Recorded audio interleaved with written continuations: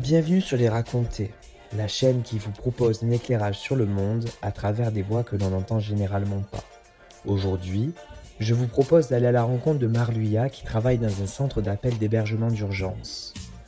J'ai rencontré Marluya quand j'étais lycéen en ZEP, où nous avons échangé beaucoup de bons moments, dont 1 heure de colle. Cet épisode vous permettra d'ouvrir sans gêne une fenêtre sur la misère humaine et de regarder notre société en face. Quelle place accorder à l'empathie dans un système où les dés sont pipés par avance? Bonne écoute.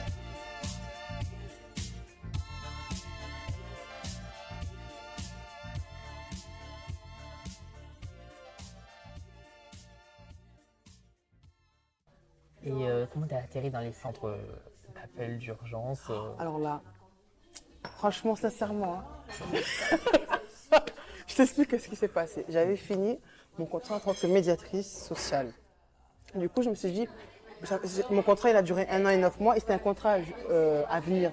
Les contrats à venir pour les gens de la cité, genre c'est pas trop le travail, on te met dedans, on te met dans le monde professionnel. C'est clairement ça. Mais tu connais, quand tu es issu de la cité, tu as droit à certaines choses ou pas, discrimination positive ou pas d'ailleurs. Et j'avais fini ce contrat-là, je me suis dit, je vais faire une pause. Une pause tranquille, genre 1 mois, chômage, 2 mois, chômage. Finalement, la pause elle a duré plus longtemps que prévu. Ça a duré 7 mois de mémoire et je me dis là, ça ne peut pas tenir. Je ne peux pas mener cette vie-là. Tu vois, quand même, je ne peux pas mener cette vie-là. Et je me suis dit, il faut Pôle emploi. C'est là qu'on cherche du travail. Et du coup, j'ai rencontré une conseillère d'ailleurs. Et il y avait une offre de écoutant 115. Elle m'a dit, bah, tiens, pourquoi pas. Et c'est la seule offre que j'ai postulée. Ça fait 3 ans que je suis là-bas. 3 ans que je suis là-bas. Mais aucun regret. Aucun regret parce que j'ai appris. Même tous les jours, j'apprends. Tout le monde me dit, moi je me suis dit, oh putain, les centres d'appel. En ça, c'est même pas un vrai centre d'appel. On est maximum 5 sur la plateforme. Maxi 5 sur la plateforme. Tu gères pas comme si tu gérais dans une plateforme téléphonique classique, SFR et tout ça, tu vois. C'est un peu des situations un peu tristes sur les gens qui t'appellent parce qu'ils sont dans la difficulté pour pas dire de gros mots parce que là je suis enregistrée, je vais éviter de dire de gros mots. Ouais, tu peux. Ouais. Du coup, enfin, il y a quand même beaucoup d'échanges entre mes collègues et tout ça, c'est marrant. Ça peut être marrant même si ça reste des situations frustrantes, je vais pas te cacher, c'est assez frustrant. Par exemple, là, aujourd'hui, c'était un peu une situation un peu glauque. C'était une mère avec sa fille, sa mère elle a 69 ans, elle a 43 ans de mémoire, si je n'ai pas oublié, 43 ans. Elles se font exclure de l'hôtel parce qu'ils ne pouvaient plus payer l'hôtel. Là, cette fille-là, elle est elle est dans la prostitution et elle a subi beaucoup de violences, elle a subi pas mal de violences et tout ça. Et tu te dis, punaise, t'es avec ta mère qui a 69 ans, qui fait du coup, la maman, elle faisait la manche, qui fait la manche. Toi, tu te retrouves à l'hôtel, tu n'arrives plus à payer. Tu vois, c'est des situations un peu ouais, glauques. Glauques, tu te retrouves à appeler 115. Et juste après, tu reçois un mail de Amical Juni qui nous disait justement États se sont détériorés, tu vois, c'est un peu glauque, tu vois. C'est un peu dommage, enfin pas un peu dommage, ça te renvoie un peu à ta situation. Honnêtement, toutes les situations d'urgence sociale, ça te renvoie à la tienne. En mode, putain, ça aurait pu être toi, tu vois. Ça aurait pu être ta mère carrément. Enfin, carrément, cette femme-là, qui a 45 ans, elle a presque l'âge de ma mère. Je te dis, mais t'imagines ta mère, surtout dans cette situation, bientôt 50 ans, prostituée. Dépendante, tu vois, victime de violence, tu dis ça te renvoie quand même une situation glauque. Donc quand on t'appelle, tu sens bien à quel point tu peux vite vriller d'une stabilité à une urgence, c'est ça que tu veux dire? Que c'est facilement que tu peux vite sombrer dans la pauvreté, dans la misère Après, il y a quand même, il y a aussi ce côté-là, ça peut arriver à tout le monde, clairement, ça peut arriver à tout le monde.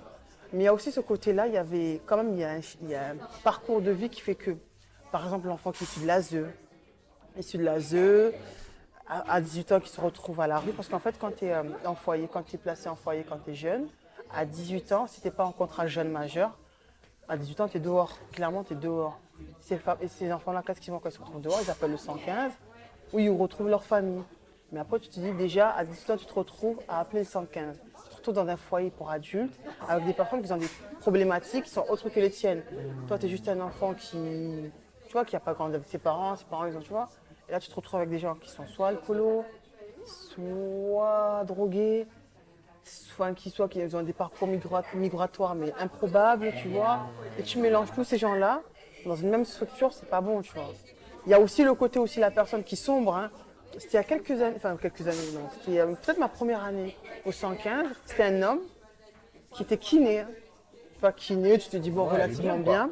Il a divorcé. Du coup, il a divorcé du jour au lendemain. Enfin, du jour au lendemain, il a divorcé. Il a sombré un peu dans la dépression. Il a perdu son taf. Il a perdu son emploi. Il s'est retrouvé en foyer, quoi. Je te dis, mais imagine, kiné. Tu vois, là, il y a aussi ce genre de situation-là. Et après, là, en ce moment, c'est plus les demandeurs d'asile qu'on a. Je dirais même 60, entre 60, je sais pas, je ne peux pas mentir sur les chiffres. Hein. Mais là, j'ai pas les données, mais je pense qu'on est entre 60 et 80%. Tous nos demandes, c'est lié aux demandeurs d'asile. Parce qu'à la base, les demandes d'asile, c'est géré par une autre structure. Mais comme elle est saturée, ils rebondissent parce qu'il faut savoir qu'en fait, quand tu es demandeur d'asile, l'État se doit de t'héberger, de donner un logement.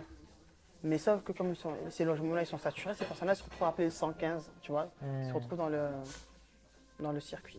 Et du coup, c'est souvent ceux-là qu'on a. Et après, soit leur demande d'asile, elle est refusée, du coup déboutée, Mais ces personnes, si elles sont réfugiées politiques, elles ne parlent pas forcément français. Justement, elles ne sont pas réfugiées encore politiques. D'accord. En fait, quand tu es juste demandeur, Ah bah oui, d'accord. en fait, quand tu arrives, ce qui se passe, ils arrivent, bam, ils font leur demande. Et cette demande, elle peut durer quelques mois, un an. Et c'est quand elle est acceptée, c'est là que tu as le statut de réfugié. Et c'est là que tu rentres dans le droit commun, que tu as droit, tu peux au RSA, pardon, au chômage, un logement social et tout ça. Mais avant ça, tu dois être prise en charge dans un logement pour les personnes demandeurs d'asile. Enfin, un hébergement plutôt, demandeurs d'asile. Et encore, il faut l'avoir, l'hébergement. Il faut l'avoir et en ce moment, c'est saturé. Ok. C'est saturé. C'est pour ça que du coup, ces personnes-là qui sont encore demandeurs, ils se retrouvent dans le circuit, dans le 115. Parce qu'en fait, l'État français se doit aussi. Ça, c'est dans les textes. Hein. Quand tu te retrouves à la rue, l'État français se doit de t'héberger. Même toi, si demain, tu es à la rue, c'est dans ton droit d'avoir un hébergement d'urgence au moment où tu te retrouves à la rue. C'est ça. Sauf que en réalité, c'est pas trop ça, tu vois. T'as pas ta place, c'est complet, voilà. Surtout dans les grandes villes, genre Paris, Marseille. Dans les vieux patelins, c'est autre chose, mais dans les grandes villes, c'est ça. Tu te retrouves souvent sans solution. C'est pas t'appelles, t'as directement ta place, tu vois. Ben, en général, tu sombres beaucoup plus facilement dans la pauvreté dans les grandes villes que dans les patelins, je pense, non? Je dirais pas ça, c'est juste que tout le monde est attiré par les grandes villes. Donc tu viens d'arriver, tu as un parcours migratoire. Tu vas dans une grande ville parce que tu sous-entends que tu auras beaucoup plus de possibilités. En soi, c'est vrai. Je pense que c'est pour ça que dans les grandes villes, justement, ils se retrouvent un peu saturés et tout ça. Parce que quand tu vois ailleurs, on s'est rendu compte que dans les petits patelins, tout ça, personne ne veut y aller, mais il y a de la place, tu vois. Il y a de la place en urgence, mais personne ne veut y aller. Et ça peut s'entendre, tu vois, je peux pas leur reprocher ça. Mais tu vois, quand même, t'as dû avoir une formation quand tu as commencé ce travail. J'étais formé par mes collègues. Il n'y a pas de formation à titre genre défini. Il n'y a rien d'officiel. Il n'y a rien d'officiel, tu es formé par tes collègues. Et justement, c'est ça c'est pour ça qu'aussi après, on a tous des sensibilités différentes dans l'équipe. C'est parce que justement, on a été formés entre nous. Toi aussi, tu as des trucs tu vas être beaucoup plus touché peut-être par des personnes âgées que d'autres, tu vois. Alors que l'autre va être beaucoup plus touché par un jeune de 18 ans. Ce que tu disais, forcément, donc, quand tu assistes à la misère, ça te renvoie à toi. Donc forcément, Voilà. tu parlais de ta mère qui avait bientôt 50 ans et tu te retrouves, et tu t'entends une femme qui a besoin de soleil qui est sur lui. Tu te dis qu'est-ce qui s'est passé, voilà, c'est ça, Mais naturellement. c'est pas trop dur psychologiquement de devoir, justement, tu es dans l'urgence constante. Comment tu fais pour gérer ça? Sincèrement, en fait, je travaille pas tous les jours. Ouais, j'ai des grosses vacations, par exemple aujourd'hui j'ai fait 7h30, 16h30, ça fait 9h. Et j'ai toujours des jours libres en semaine. Donc ça te permet aussi de souffler parce qu'en fait, comme tu n'es pas seul sur la plateforme, tu peux parler de ta situation, c'est un peu, tu vois, Ça te soulage. ouais, ça te soulage. Mais c'est vrai qu'au début tu te dis non, tu crois que ça t'affecte, tu penses que ça t'affecte pas. Mais naturellement, la misère des gens, ça t'affecte. Naturellement, je pense que ça t'affecte. À part si vraiment, mais à un moment donné, ça te touche. Quelqu'un qui te dit, ouais, ça fait 2 jours que je dors à Saint-Charles. Rien que là, j'ai eu une fille qui était née en 2001, qui a dormi 2 jours à Saint-Charles. Et tu vois comment la gare, elle est glauque. Elle craint 19 ans à la gare, seule, tu vois. Seule, plus ou moins seule, tu vois. C'est dangereux, quoi. Je pense que ta relation à la misère, elle a dû vraiment changer. Dans le sens où maintenant, je sais pas comment dire ça. Tu vois, quand tu Beaucoup vois sensible. Ouais, enfin, je sais pas comment dire ça, quand tu vois bah- un SDF dans la rue ou tout ça, est-ce que tu as ta vision qui a changé par rapport à avant Comment je dirais pas ça. Ouais, je les regarde plus, c'est sûr. Je les regarde plus parce qu'à un moment donné, ils deviennent invisibles. On est à Marseille, Oui, voilà. sur la Canebière, c'est voilà, c'est plein. Au 115, tu te rends compte que souvent ceux qui sont dans la rue, que tu vois dans la rue, c'est des gens des fois qui veulent pas forcément aller en foyer. Parce que je peux comprendre parce qu'il y a des restrictions. Tu dois être là-bas avant telle heure, tu dois te lever avant telle heure, tu vois. C'est des gens qui veulent pas forcément, tu vois, se retrouver en foyer, qui préfèrent rester dehors. Pourquoi, par exemple, je préférais rester dehors plutôt qu'être en foyer, je pense. En foyer, la collectivité. Ah, parce que t'as pas ton petit logement solo quand t'es. Voilà, Ouais. la collectivité. C'est pas. Il y a certains foyers, c'est pas très sécure aussi, tu vois. Ouais. C'est pas. Parce qu'il faut dire, enfin, il y a quand même des vols. Il y a quand même des vols. Et il y a des gens, ils préfèrent la rue, honnêtement.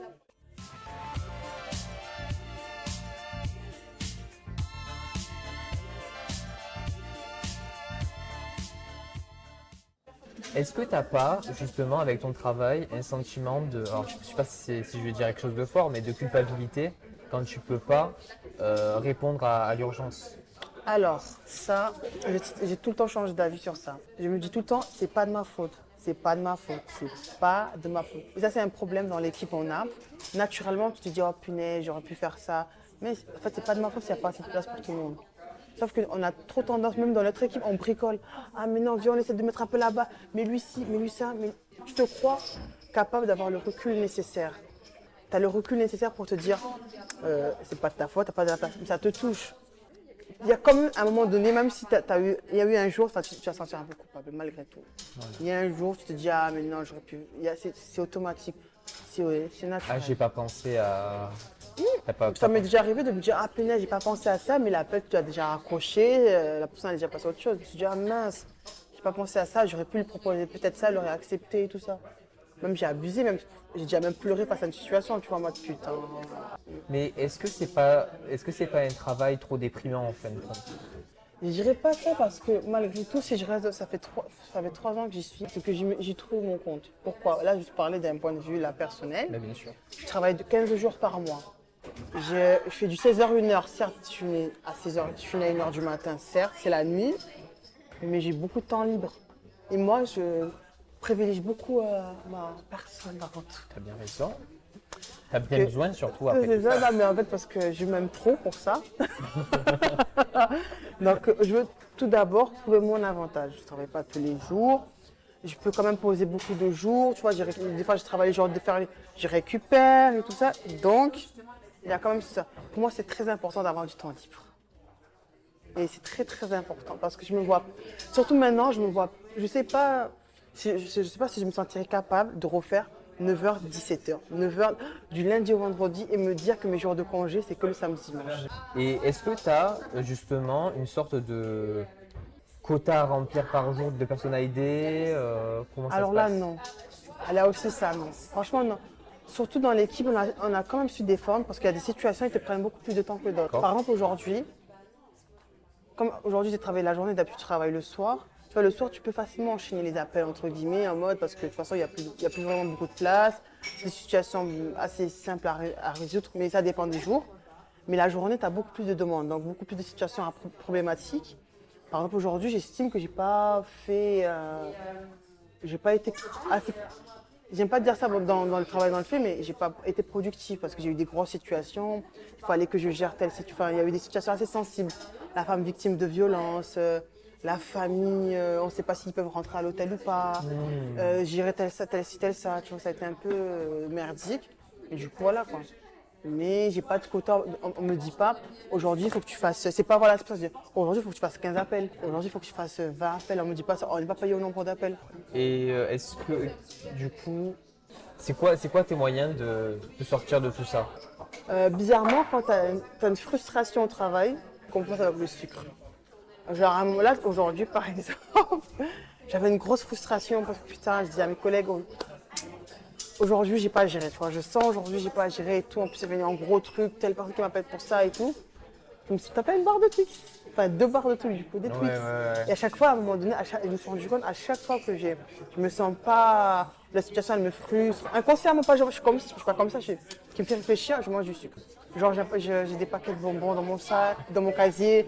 Là, je sais que j'ai un Kinder Bueno, tu vois, j'ai un peu. C'est un T'as peu les la- munitions de côté, quoi. Voilà, et ça craint, tu vois, je sais que ça craint. Est-ce que ça t'arrive des fois tu vois, tu sors du travail et tu vois des amis ou tu vois ta famille et de sentir que ben, y a le travail qui est passé par là et t'es encore tendu et t'es encore Je suis pas tendue par rapport au travail, quand je sors de mon travail, tu vois. Mais je dirais que peut-être mon rythme de vie il a changé parce que je travaille la nuit, tu vois. Je Ouais. sors beaucoup moins, tu vois. Oh, je me rappelle même pas, je me rappelle même plus la dernière fois que je suis allée danser, tu vois, si c'était un mariage, tu vois. C'est beaucoup plus ça en fait, c'est mon rythme de vie il a changé. Mais ça va, je suis pas, j'accumule pas, tu vois. Après, il y a des situations qui sont marrantes aussi, tu vois, malgré tout. Il y a des trucs sympatoches, tu vois, c'est toujours rigolo. Tu vois, il y a des gens qui t'appellent parce que à un moment donné, c'était voilà, tu as vu à Marseille cet été, il y a eu beaucoup de vacanciers. Et nous, tous les ans, même avant le Covid, on a quand même des gens, tu sens qu'ils veulent gratter, tu vois. Parce qu'on ne parle pas de ça aussi. Tu sens les gens qui veulent gratter, on est venu à Marseille, on se retrouve à la rue, est-ce qu'on peut nous héberger? Mais tu le sens, les vacanciers. Tu le sens à un moment donné. Ouais, j'étais dans un Airbnb, au lieu d'être deux, on était trois, la personne, elle n'a pas voulu, il faudrait nous trouver une place à l'hôtel. J'habite à Paris. Déjà, tu as les moyens d'habiter à Paris. Tu as les moyens de prendre ton billet. Tu as les moyens de te dire, je vais en vacances à Marseille. Et tu me dis que tu n'as pas de solution pour un hébergement. d'urgence, ouais. D'urgence, tu te dis, il y a des trucs comme ça. Mais aussi t'as souvent je pense des réussites qui te donnent enfin, des réussites, tu vas me dire Ah, des ça. gens qui ont bien fini, bien réussi et tout ça. Ouais. Qui sont bien, ouais. Tu arrives à répondre à leurs problèmes tout de suite et que tu dis bon, j'ai servi à. Oui, en fait, moi je me dis plus, j'ai servi à ça parce qu'en fait, il faut pas oublier, c'est mon travail. Moi je me dis pas ça, putain, lui là, j'ai été un tournant déterminant dans sa vie. Je pense pas. Je pense que ça fait partie de mon travail. Tu vois, de dire oui quand il y a de la place, de dire non. Après, c'est sûr, quand tu n'as pas réussi à faire ça, parce que ça reste quelqu'un que tu as au téléphone. Ça aurait pu être toi, tu vois. Enfin, ça aurait pu être moi, n'importe qui. Tu te dis mince et tout.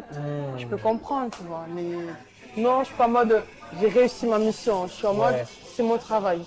Tu vois, c'est Ouais, vraiment ça. Là, sur ce côté, je suis pas assez égocentrique pour me dire je suis un héros, tout droit sorti du Wakanda et je vais tout sauver, je vais sauver tout le monde. Tu vois, je suis pas du tout dans ça, vraiment. Et, Ça, et puis de toute manière, je pense que c'est pour ça aussi que vous n'êtes pas remplacé par des robots où il faut juste appuyer sur la touche 1, la touche 2, c'est parce que c'est Puis des fois, on se dit que peut-être qu'on arrive à là. Parce que des fois, parce qu'en fait, dans les Bouches-du-Rhône, tu vois déjà Marseille. Rien que l'organisation de Marseille de base, c'est particulier. Tu vois, c'est une ville particulière dans son organisation, dans son administration, dans tout son ensemble, tu vois. Nous, on est dans une ville, tu vois, sur plein de points, c'est triste, mais on est hors la loi. Donc, en fait, comme je te dis, l'État, il te demande quand tu te retrouves à la rue, tu dois avoir une prise en charge directe. Genre, jusqu'à que tu trouves une solution. Tu ne dois pas sortir de ton hébergement tant que tu n'as pas trouvé de solution stable. Sauf que nous, à Marseille, qu'est-ce qu'on fait? On envoie les gens, genre 10 jours, après ils sortent. Parce qu'il n'y a pas assez de place en fait. 10 jours, 9 jours, maintenant c'est plus 9 jours, 15 jours, et après ils sortent. Sauf que techniquement, c'est pas dans la loi, c'est parce qu'elle stipule. Mais sauf que nous, on est dans les Bouches-du-Rhône. Oui, mais on a quand même, c'est particulier, on reçoit beaucoup de monde, tatati tatata. Puis voilà, tu vois, même dans l'institution, on ne respecte pas les lois. Même il y a des gens qui ont fait des référés liberté, justement, et que du coup, justement, on était obligés, enfin, c'est pas obligé, c'était notre travail, mais du coup, on a été dans l'obligation de les héberger à vita aeternam jusqu'à qu'ils trouvent une solution. Alors que c'est ça la loi, sauf que nous, on ne la respecte pas, bien sûr. tu vois. Et du coup, c'est assez compliqué aussi, tu vois. C'est Marseille. Alors, T'as la loi et t'as les moyens, tu veux dire? Ou c'est en plus fait, compliqué on ne que ça respecte pas la loi. Sur plein de points, on ne respecte pas la loi. Je me ferais fracasser si mon responsable m'entendait dire ça, mais on ne respecte pas la loi. Ouais. Clairement, on ne respecte pas. On est hors la loi. Tu ne peux pas héberger quelqu'un. L'État te dit, l'Élysée, on va dire, l'Élysée te dit, tu l'héberges jusqu'à qu'elle trouve une solution. Nous, sur le territoire, qu'est-ce qu'on fait? On l'héberge 10 jours. Après, ils nous rappellent s'il n'y a pas de place, il n'y a pas de place. Tu vois? Il n'y a pas de place, ils rappellent demain, ils retrouvent sans solution. Demain, pareil, plusieurs jours.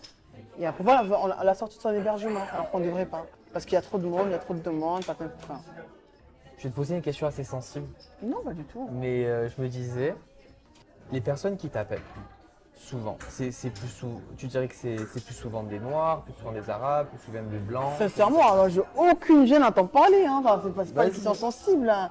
C'est beaucoup, souvent, très souvent des Noirs et des Arabes.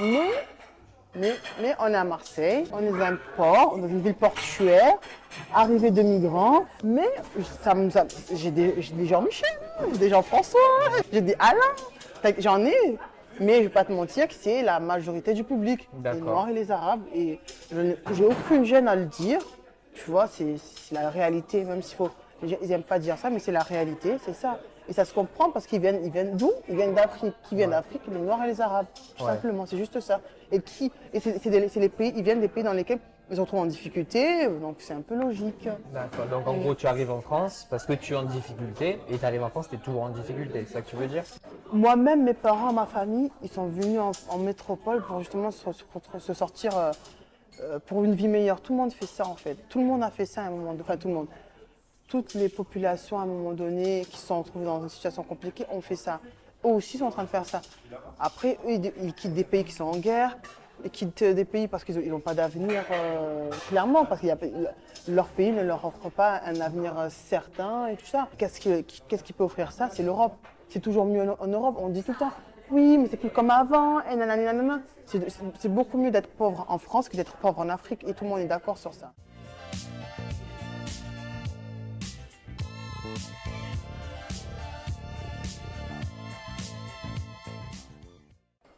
J'ai vraiment pensé à ce concept de misère, tu vois, parce que forcément, ta vision, elle a dû changer sur la misère depuis que tu as ce travail-là. Forcément. Donc, est-ce que tu as eu un retour en arrière sur ta vie? En fait, au contraire, moi, je me suis dit, moi, je pensais que déjà, c'est particulier, déjà moi-même, je pensais que j'étais pauvre quand je suis arrivée au lycée. Au lycée, c'est là que, quand j'étais à Montgrand, parce que déjà, en fait, j'arrive de La Réunion. Ouais. J'arrive de La Réunion, déjà, je comprends pas trop, pour moi, je manquais de rien, tu vois, je manquais de rien. J'étais bien, pour moi, j'étais bien, quoi, tout se passait bien. Pourtant, je suis de confession musulmane, mais toute ma primaire, j'ai des cadeaux à Noël pour pas avoir la honte à l'école, arriver, de dire j'ai pas eu de cadeau de Noël, donc pour moi, ça allait. Après, j'arrive en métropole, j'étais à Rimbachas, j'étais entourée toujours de noirs et arabes, j'étais dans un collège comme ça. Je me suis dit, bon, ça va, tu vois, je me sentais pas pauvre, tu vois, vraiment, parce que on était tous à peu près dans la même classe sociale. Arrivé au lycée, c'est là que je me suis... Parce que Montgrand, c'est quand même en centre-ville, c'est des enfants du 7e, du 6e, tu vois. Et moi, j'ai fait une dérogation pour aller là-bas, donc c'était même pas mon lycée de secteur. Et quand tu vois, tu fais des demandes de bourse, quand tu fais une demande de bourse, et tu te rends compte que dans la classe, il y en a qui n'ont pas la bourse. Et moi, à l'époque, je pensais que tu avais la bourse. Enfin, tout le monde avait droit à la bourse. Mais en fait, je n'avais pas compris que la bourse, c'était souvent les revenus de tes parents. Et quand tu n'en avais pas, c'est parce que tes parents ils gagnaient relativement bien. Ça veut dire, moi, en fait, voilà, c'est là que j'ai compris. Quand j'ai rencontré des gens. Un peu ça. Mais du coup, le lycée Montgrand, il est à Marseille. Non, il est à Marseille, Voilà, donc c'est quand tu es passé de la Réunion à l'Hexagone que tu as vu le Non, changement. même, limite, non, c'est quand je suis passée du collège au lycée, parce que le collège, j'ai commencé en France, mais j'étais toujours dans un milieu des personnes qui me ressemblaient, comme moi, dans la même situation. Enfin, mes copines, elles sont quasiment toutes on est toutes de la même origine, tu vois, donc mes copines du collège, du coup, je me dis, ça va en fait. Pour nous, on allait bien. Clairement, pour nous, on allait bien. Mais quand tu te retrouves dans un lycée où tu es avec des gens qui ne te ressemblent plus physiquement, leurs parents, ils travaillent, mais ils n'ont pas n'importe quel travail, par exemple, tu vois. Tu as des élèves, leurs parents, ils sont docteurs, tu vois, c'est un autre niveau, c'est un autre milieu. Quand tu discutes avec eux, tu te rends compte que, en fait, justement, je pense que c'est là que j'ai compris, en fait, moi, je faisais partie des pauvres. Et même, j'ai prétendu à toutes les bourses sociales. Tu vois, j'ai eu la bourse au mérite, toutes les bourses possibles, les bourses, les sous que le conseil général te donnait au début de la rentrée, tu vois. Mais pour moi, c'était normal. Oui. C'était un dû de l'État. Alors que non, en fait, c'est parce que je pouvais prétendre à ça, parce que j'étais issue d'une classe. Parce que ouvrière, même Voilà, ouais. c'est ça en fait. Et c'est plus. Et là, quand je vois maintenant la misère de ces gens-là, qui nous appellent, je me suis dit, moi, eux vraiment là, je me suis dit, c'est un autre niveau. Ils n'ont pas d'hébergement. Il y en a, ils arrivent, ils connaissent personne. Pas d'attache. ils recommandent vraiment tout à zéro, tu vois. C'est vraiment là, je me suis dit, c'est rien à voir avec la nôtre. Tu vois, ils n'ont pas de communauté à laquelle ils peuvent s'apparenter, enfin, s'attacher. Donc là, je me suis dit, non, c'est... Limite, moi, ça va, en fait, au final. Moi, ça va. Quand mes parents ils sont arrivés, ça allait, en fait. Tu relativises en fait. Voilà. Voilà. J'avais pas le terme, mais c'est plus de la... On relativise plus facilement. Tout ce que je voulais te dire, c'est que ce que je fais, c'est vraiment flou. Pour te dire, c'est flou parce que ça... Donc tu vois, genre ce que j'ai décrit, c'est assez flou parce qu'en fait, ben, on n'a pas les mêmes opinions, on n'a pas les mêmes avis. Genre, sur les situations vraiment urgentes, ou tu vois, on a des sensibilités qui font que on ne sera pas d'accord. Par exemple, moi, quand les places, on les a le matin. On va dire il y a 5 places. 5 places disponibles, 5 places pour 5 hommes isolés. Sachant qu'on a une vingtaine, trentaine, quarantaine d'appels le matin. Moi, je pars du principe, premier appelant, premier servi maintenant. Tu vois, t'appelles, t'as ta place. Tu vois, mes collègues, elles veulent, une partie de mes collègues préfèrent garder une soupape pour le soir. Genre, on garde une place au cas où si on a une grosse situation. Alors que moi, je pars du principe, si tu m'appelles, c'est dans l'urgence. Oui. Tu vois. Il n'y a pas d'échec dans l'urgence en fait. Sauf que justement, comme on n'a tellement pas de place, que nous-mêmes, on s'est infligé ça. On a hiérarchisé, même pas Hiérarchiser la misère. Quoi. Voilà, hiérarchiser la misère. Genre, limite, toi, t'as une jambe cassée, ouais, toi, tu vas y aller. Toi, mais non, toi, tu marches, t'as mangé hier soir, tu vois. C'est triste, c'est caricaturé, mais c'est comme ça. Après, je les comprends parce qu'ils se disent, ils peuvent avoir des grosses situations le soir. Et le soir, c'est vrai, on n'a pas de marge de manœuvre. Et c'est vrai. T'as pas de marge de manœuvre, il y a tout qui est fermé. Les hôtels, c'est compliqué d'avoir des prises en charge. C'est un peu, tu vois, les foyers, ils sont complets ou ils font pas d'orientation. Donc, c'est assez particulier. Juste, il y a un truc que tu m'as dit tout à l'heure qui m'a un peu troublé. Tu sais, quand tu disais que tu as découvert ton statut social, quand tu as découvert que tu n'étais pas boursière, que pas tout le monde était boursier, est-ce que tu n'as pas eu cette impression quelque part que quand tu commences dans la vie, tu as les dés qui sont un peu pipés, dans le sens où tu as des gens qui peuvent faire ce qu'ils veulent, avoir l'ambition qu'ils veulent? Certainement, mais c'est sûr et certain, c'est sûr et certain. Parce que quand j'étais à la capitale, quand j'étais en service civique à la capitale européenne, il y avait un blanc, c'est ça, hein, clairement un blanc. Il avait ses parents qui étaient humanitaires, mais bien placés dans le milieu humanitaire. Ouais. Lui, il n'a pas fini la seconde. Il n'avait pas fini la seconde. Du coup, ses parents l'ont embrigadé dans le milieu humanitaire. Il a fait beaucoup de missions et tout ça. Pas terminé le lycée. Et ce gars-là, il était chef de projet. Après, il est monté en grade. Après, il a fait ses équivalents. Ses équivalences plutôt. Mais il était chef de projet. Il n'a pas fini la seconde, tu vois. Moi, demain, je sais très bien, après, on va pas se mentir, hein, que c'est sûr, il y en a, ils ont l'ascenseur. Mais après, c'est la vie. Il y en a, ils ont les escaliers, tu vois. C'est ça. Il y en a, ils ont la béquille. Après, j'ai compris que ça faisait partie de la vie, tu vois. Mais c'est sûr et certain, il y en a qui ont d'autres facilités que d'autres n'ont pas. Enfin, tu le vois. Enfin, des fois, il suffit juste de connaître la bonne personne, d'avoir le bon parent. Le piston, quoi. C'est ça, à Marseille, tu as le bon parent, tu as le bon piston, même pour rien, des fois, tu vois. Mais ça, c'est sûr, certain. Mais après, ça, pour moi, je ne le vois pas comme une fatalité, par contre. Pas en mode, oh putain, Je peux rien faire de ma vie. je peux rien faire de ma vie, je vais jamais trouver d'appartement parce que j'ai un nom ou j'ai une couleur qui fait que. Je le prends plus, ok, ça existe, mais voilà, je le. Puis ça te forge aussi, quelque part. Ouais, Ou plus est-ce ou que moins. c'est. Ouais. En fait, je dirais pas que ça me forge parce que je me suis tellement ancré à l'idée que ça peut arriver, ça arrive, si ça arrive, c'est pas grave. Tu vois, je vais la surmonter le truc, tu vois. Je le vis plus comme ça. Je suis pas en mode, oh, ils sont tous racistes, oh, ils sont tous méchants. De toute façon, il y en a pas, tu vois. Ceux qui sont là, malgré tout, ils sont là. En plus, on vit dans un. Bon, après, c'est vrai que c'est pas les noirs qui prennent le plus, tu vois. Enfin, moi-même, je suis de confession musulmane. Je suis pas la nana la plus pratiquante qui soit. Je suis pas la nana qui s'habille la plus. Tu vois, j'ai pas de souci à montrer mon ventre et tout ça. Dans le sens, mais je suis quand même touchée quand tu vois la condition, tout ce qui se passe en ce moment. Tu vois que ça cible encore les musulmans. Tu vois, ça, Bien sûr. Et tu te dis, un blanc-bec, il ne se sentira pas touché par ça, tu vois. À partir du moment où tu passes d'une minorité, peu importe laquelle, et par exemple, je discutais avec un ami qui est gay. Et du coup, on parlait de nos expériences de vie et tout ça. Et on s'est rendu compte, moi en tant que noir, lui en tant que gay, mais c'était la même. Que ce soit dans la famille, enfin, que ce soit dans l'entourage, tout. Je te dis, ah ouais, partout, il y a des clichés, des discriminations, Juste quand tu fais partie d'une minorité, quand tu es dans un pays et dans la minorité, c'est chaud pour ta gueule. Peu importe la minorité, c'est chaud pour ta gueule. Et ça, je l'ai compris. C'est pour ça qu'on ne peut pas parler de racisme anti-blanc, puisque la majorité, elle ne peut pas être... Ça n'existe pas. Pour moi, le racisme institutionnel, peu importe, c'est à partir du moment où le fait que tu m'as vu comme ça m'empêche de progresser dans ma vie. En fait, moi, un noir qui va dire sale blanc dans la rue, son père, il n'est pas directeur. Toi, ton père, il est directeur, ça ne va rien changer à ta vie. Prends un exemple. Tu vas acheter une maison, tu vas être noir. Parce que je dis ça parce que j'ai un collègue de travail qui est noir, un garçon. Il voulait acheter une maison avec sa femme, projet de vie, la trentaine, on achète une maison. Ils ont trouvé un bête d'appart qui lui convient. Lui, il est noir, sa femme, elle est blanche.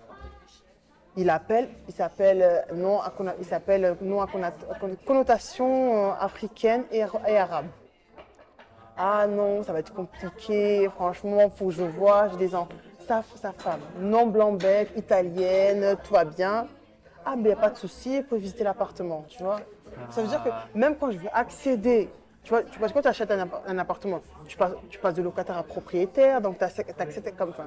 Tu es plus de la classe, tu es plus ou moins bien d'après l'État, même si c'est l'appartement, il appartient à la banque. Mais même ça, tu as envie de dire, même sur ça, ils peuvent te bloquer, c'est ça en fait. Sauf que moi, Marluya, je ne vais jamais réussir à bloquer un blanc pour être propriétaire, pour avoir un emploi, tu vois, juste parce qu'il est blanc. C'est la vie, c'est pas une fatalité, on va s'en sortir. Et j'y crois en fait en l'humanité, en l'humain. Tu partages le rêve, quoi.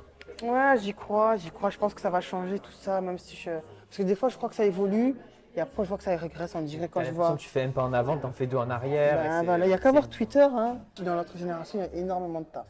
Énormément, et il n'y a que ça. Il n'y a que ça. J'ai l'impression que... Même dans mon entourage, j'ai l'impression que ça devient de plus en plus fermé. Tu vois, les filles de mon âge, elles se renferment de plus en plus. Après, je sais pas si c'est le climat, je sais pas. Qui te pousse à te renfermer, à te recentrer sur toi-même, à ne faire confiance à personne. Peut-être c'est ça, ouais. Peut-être que cette crise, tu vois, je pensais, moi, le Covid, je pense que c'est vraiment un moment où les gens ont réfléchi à la question, est-ce que je suis heureux? Est-ce que, tu vois, parce qu'avec le système qu'on a, est-ce qu'on peut être heureux? Dans le sens où dans le système capitaliste comme ça, je te dis... Parce que là, on est encore en mode productivité. La preuve, on va au travail juste avant le couvre-feu pour travailler. Après, tu rentres chez toi, tu vas dormir et tu commandes à Uber Eats, quoi. C'est ça. Donc, il manque tout l'aspect contact. Putain, le fait que tu le dises comme ça me rend tellement triste. Mais Oh, c'est tellement ça. Mais c'est tellement ça. Tellement ça, ouais. Productivité. Ouais. C'est ce que je me dis, tu vois. Je me dis, bon, ben ouais, est-ce que... Enfin, moi, par exemple, j'ai enseigné et tout de 8 à 17 heures. Je rentre, alors que le vrai cluster, c'est au collège, tu vois. Et tu rentres et tu vas te coucher, quoi. Enfin, est-ce que c'est ça la vie qu'on veut mener? Moi, non. Voilà, tu vois. Donc, Moi, non. Et je pense que c'est le moment, justement, tu vois, en faisant moi, je ne vais pas sauver le monde en faisant des podcasts, mais tu vois, en essayant de nous ouvrir, de nous poser des questions, de nous dire, bon, ben, est-ce qu'on peut changer les choses? Et ouais, on peut changer les choses. Après, ça dépend à quelle échelle, tu vois. C'est ça. Après, moi, je le pense toujours, tu vois, malheureusement. Je trouve que... moi, déjà, j'estime que j'en fais pas assez, tu vois, genre... Mais j'ai l'impression que j'ai pas les armes, pas les outils, je sais pas comment faire plus parce que... Après, on me dit tout le temps, mais regarde autour de toi et tout ça, tu vois, mais j'ai pas l'impression que je me sens utile à la société, tu vois. Des fois, je me dis, est-ce que sur tout ce qui est les problématiques et tout ça, j'ai l'impression que je peut-être pourrais en faire plus ou je sais pas. Peut-être sauf que là, même comme tu dis, avec tout ce qui se passe, c'est ça la vie qu'on va continuer à mener. Tu fais que ça, tu fais que ton travail, tu fais rien d'autre autour, alors que pour moi, la vie, c'est ce qu'il y a tout autour du travail. Ben justement, tu parlais du fait que quand tu es d'une classe pauvre, l'accès à la culture, c'est pas une évidence, tu vois. Et je pense que ça fait partie du problème, du fait que, moi, je me rappelle dans ma famille, quand j'ai dit que je voulais faire du théâtre, mes parents, ils m'ont dit pourquoi faire? Pourquoi tu veux faire du théâtre, tu vois? Ils m'avaient dit pourquoi foutre? Tu vois, focalise-toi sur tes études. L'art, ça sert à rien parce que l'art, c'est vu que comme quelque chose de je fous rien, j'apprends rien, comme si l'art, ça t'apportait rien. Tu vois, enfin, dans ma famille, en tout cas, c'est vu comme ça. C'est vu comme les gens qui se prennent pour je sais pas quoi, alors que c'est beaucoup plus poussé que ça, je pense. C'est vrai, c'est beaucoup plus poussé que ça. Et comme tu disais, moi, aller au musée, ça m'est venu, mais très tard. Genre, je sais pas, moi, vers la fac, c'est là où j'ai commencé à aller dans les musées. Avant, j'allais jamais Moi, c'est là-bas. après, dans la vie professionnelle, c'est vraiment, je suis d'accord avec toi. Mais après aussi, faut pas oublier que tout ce qui se passe au niveau culturel dans une ville comme Marseille, il faut vraiment chercher l'info. Tu vois, c'est pas comme à Paris. Déjà à Paris, tu vas dans le métro, tu as plein d'affiches sur tous les théâtres qu'il y a en cours, les concerts, même les opéras, tout est affiché. Tu vois. À Paris, tu peux pas te dire que tu n'es pas au courant. À Marseille, tu vas à la recherche de l'info, tu vas voir si ça t'intéresse ou pas. Faut que tu connaisses les gens qui te disent ah, il y a peut-être ça, bon, le musée Granet, ils font une exposition sur l'Égypte ancienne, tu vois. C'est des trucs qu'il faut aller récupérer. Alors qu'à Paris, elles te viennent à toi. Sans forcer. À Paris, tu te demandes qu'est-ce que je vais faire Arnaud ce soir, tu as tout ton choix, tu vois. Tu as tout ton choix. Et si tu n'as rien à faire à Paris, un soir même en semaine, c'est que tu n'as voulu rien faire, tu vois. C'est ça. Tu ne veux pas te l'avouer, mais ouais. Voilà. Alors que nous, il va y avoir un petit événement, on va tous être au courant. C'est vraiment assez particulier sur ça. Dernière question. Vas-y. La folie, la peur. Non, vas-y. Qu'est-ce que ça t'a fait de te raconter un petit peu comme ça? Moi, c'est que ton travail, tu vois, mais on a parlé un peu de toi, on essaie de parler d'autres choses aussi. Là, pour le coup, sincèrement, hein, j'ai essayé, bizarrement, j'ai réussi à remettre un peu du sens un peu à mon travail. Je me dis, à la base, c'est ça ton travail, héberger des gens. Attention du téléphone, héberger des gens, tu vois. Ouais. C'est ça. Et des fois, tu vois, aujourd'hui, par exemple, j'ai une journée assez compliquée. Mais sincèrement, c'est même la pire journée que j'ai eue. J'ai pas été top, j'avais des problèmes techniques, après j'avais des grosses situations, c'était assez compliqué. Tu vois, je me suis dit, là, maintenant, je me rends compte, n'oublie pas ton travail, c'était de trouver des hébergements pour les gens, tu vois. Tu n'es pas ton travail. Voilà, tu n'es pas ton travail. Et c'est vrai que c'est ça. Ouais. Ça fait partie, quelque part, ça fait partie de toi parce que tu dois t'adapter au travail, mais c'est pas toi, quoi. C'est ça que ça m'a fait remettre en question. Mais après, honnêtement, ça va en fait. Je me rends compte que je suis pas mal lotie non plus. Je suis pas mal lotie. Mais vraiment, le truc qui t'affecte le plus, c'est le psychologique. Merci Marie-Louis pour tout ça. De rien. C'était fort agréable, fort sympathique. J'espère avoir été clair et concis. Comme d'habitude. Très, très sympathique tout. Un dernier mot? À bientôt.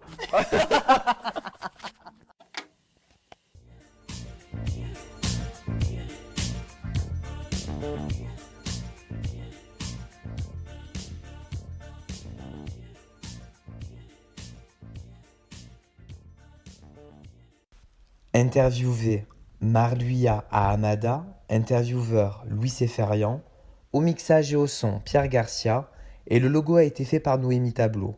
Merci pour votre écoute et à bientôt.